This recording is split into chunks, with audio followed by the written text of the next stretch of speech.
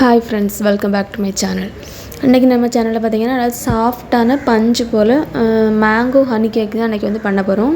இது பண்ணுறதுக்கு பார்த்திங்கன்னா ஃபஸ்ட்டு வந்து நார்மல் வெனிலா கேக் ரெடி பண்ணிட்டு அதுக்கப்புறம் வந்து மேங்கோ ஜாம் ரெடி பண்ணிட்டு அந்த மாதிரி தான் பண்ண போகிறோம். கொஞ்சம் ப்ராசஸ் வந்து அதிகமாக இருக்கும், ஆனால் வந்து டேஸ்ட் வந்து சூப்பராக இருக்கும். நம்ம வீட்டிலே ரெடி பண்ணும்போது ரொம்பவே சூப்பராக இருக்கும் டேஸ்ட்டும். இப்போ வந்து என்ன பொருள் வேணும்னு சொல்லி பார்க்கலாம். ஃபஸ்ட்டு வந்து 2 கப் அளவுக்கு மைதா எடுத்துருங்க. அதுக்கப்புறம் பார்த்திங்கன்னா 1 கப் அளவுக்கு சீனி, பொடிச்ச சீனி, அப்புறம் 1/4 டீஸ்பூன் அளவுக்கு பேக்கிங் பவுட்ரு, ஒரு 1/2 டீஸ்பூன் அளவுக்கு பேக்கிங் சோடா, 1 டீஸ்பூன் அளவுக்கு வெண்ணிலா எசன்ஸு, கொஞ்சமாக சால்ட்டு, ஒரு 1/2 கப் பாலை ஆச்சி ஆற வச்ச பால், 1/2 கப்பு எண்ணெய், 2 முட்டை. ஃபஸ்ட்டு வந்து ஒரு பவுல் எடுத்துடுங்க. பவுல் எடுத்துகிட்டு நம்ம வந்து ஃபஸ்ட்டு முட்டையை வந்து அடித்து இதில் ஊற்றிக்கிடலாம். உங்களுக்கு முட்டை வேண்டான்னா இதுக்கு பதிலாக நீங்கள் வந்து ஒரு 1/2 கப் அளவுக்கு தயிர் ஊற்றிக்கிடுங்க. ஃபஸ்ட்டு சீனியையும் முட்டையும் போட்டு நல்லா வந்து பீட் பண்ணிடுங்க. அந்த விஸ்க்கு வச்சு நல்லா வந்து அந்த கலர் வந்து சேஞ்ச் ஆகிற அளவுக்கு நல்லா வந்து பீட் பண்ணிக்கிடலாம். இப்போ வந்து எண்ணெய் ஊற்றிக்கிடலாம். எண்ணெய் பார்த்திங்கன்னா ஃப்ளேவர் எதுவுமே இல்லாத எண்ணெயை ஊற்றிக்கிடுங்க. அதையும் போட்டு நல்லா மிக்ஸ் பண்ணதுக்கப்புறம் நம்ம வச்சுருந்த வெண்ணிலா எசன்ஸ் அதையும் ஆட் பண்ணிடலாம். இப்போ வந்து வெட் இன்க்ரீடியன்ட்ஸ் எல்லாமே ஆட் பண்ணியாச்சு. இப்போ வந்து நம்ம வந்து ட்ரை இன்க்ரீடியன்ட்ஸ் ஆட் பண்ணிடலாம். ஃபஸ்ட்டு ஒரு அரிப்பு எடுத்து வச்சுருங்க. இப்போ இதில் ஃபஸ்ட்டு வந்து மைதா மாவு, இது கூடவே salt, baking powder, baking soda எல்லாமே போட்டு நல்லா வந்து அரித்து எடுத்துவிடுங்க. அப்போ தான் கட்டி எதுவுமே இல்லாமல் வரும், அதனால தான். இப்போ வந்து ஒரு ஸ்பேச்சுலா வச்சுட்டு நம்ம வந்து இந்த மாதிரி கட் அண்ட் ஃபோல்டு மெத்தடு, இந்த மாதிரி ஒரு தடவை சுற்றிட்டு சென்டரில் வந்து கட் பண்ணணும். இந்த மாதிரி இதுதான் கட் அண்ட் ஃபோல்டு மெத்தடு. இந்த மாதிரியே வந்து பண்ணும்போது கேக் வந்து நல்லா சாஃப்டாக வரும். ஒரே டைரெக்ஷனில் தான் எப்போவுமே மிக்ஸ் பண்ணணும். இதுக்கப்புறம் பார்த்திங்கன்னா நம்ம வச்சுருந்த பாலை வந்து கொஞ்சம் கொஞ்சமாக ஊற்றி நல்லா மிக்ஸ் பண்ணி எடுத்துருங்க. இந்த அளவு வந்து கரெக்டாக இருக்கும்.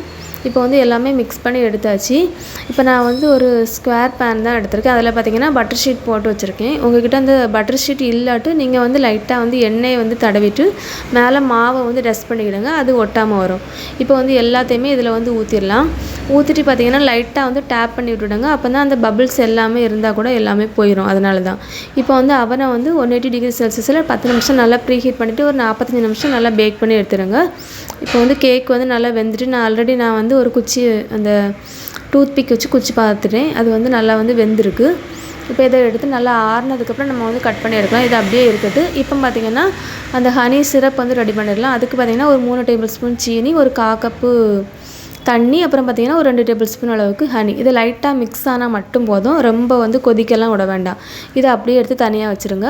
இப்போ வந்து மேங்கோ ஜாம் பண்ணிக்கிடலாம். இதுக்கு பார்த்திங்கன்னா 2 மாம்பழம் எடுத்துருக்கேன் சின்ன சைஸில். இதை வந்து தோலெல்லாம் எடுத்துகிட்டு பொடியாக கட் பண்ணி எடுத்துகிட்டு ஒரு மிக்ஸி ஜாரில் போட்டு நல்லா அரைச்சி எடுத்துருங்க. அடுத்ததுக்கப்புறம் பார்த்திங்கன்னா ஒரு 1/2 கப் அளவுக்கு இருக்குது. இதுக்கு வந்து 1/4 கப் அளவுக்கு சீனி வந்து கரெக்டாக இருக்கும். இப்போ ரெண்டையுமே வந்து அடுப்பில் போட்டுட்டு நல்லா மிக்ஸ் பண்ணிடுங்க. லைட்டாக வந்து கட்டி கட்டியாக தான் இருக்கும், அதெல்லாம் ஒன்றும் இல்லை. நம்ம வந்து அந்த ஸ்பேட்சுலாம் வச்சு நல்லா மேஷ் பண்ணி விடும்போது அது எல்லாமே சரியாயிரும். இப்போ வந்து நல்லா வந்து ஒரு திக்கான கன்சிஸ்டன்சிக்கு வந்தாச்சு. ஒரு 10 நிமிஷம் நல்லா வந்து எடுத்தாச்சு. இதை ஆஃப் பண்ணி அப்படியே தனியாக வச்சுருங்க. இப்போ வந்து கேக்குக்கு வந்து மேலே இருக்கக்கூடியதை வந்து இந்த மாதிரி கட் பண்ணி எடுத்துக்கிடலாம். அப்போ தான் நம்மளுக்கு வந்து ஈவனாக வந்து கிடைக்கும்.